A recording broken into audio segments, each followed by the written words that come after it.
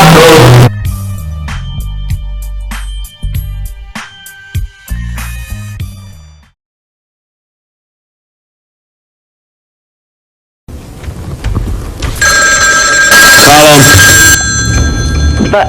24.9.56. Zovem za moju sestru. Odakle?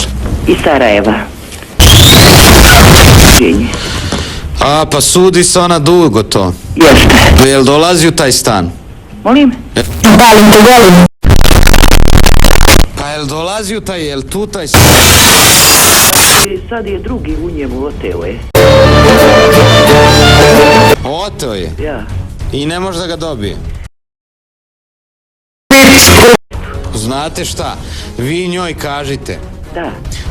I da Bog da ti se seli barja htjela kuće! Pa ona je u Francuskoj, nije ovdje. Znam da je u Francuskoj.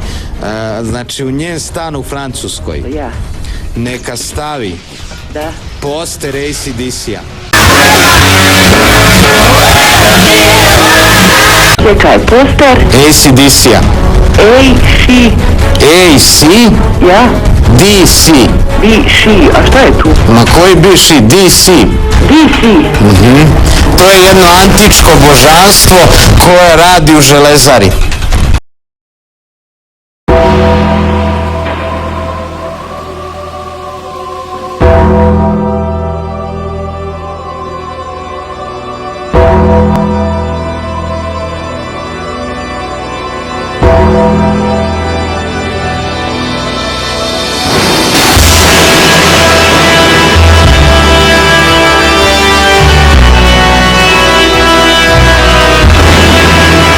Gdje mogu dođe to nabaviti? I svira heavy metal.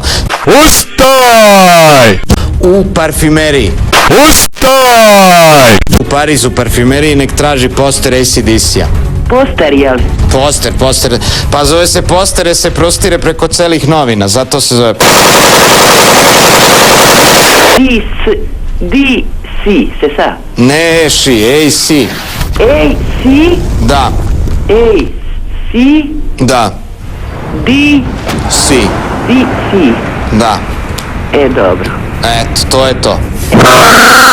To bi je prijatno.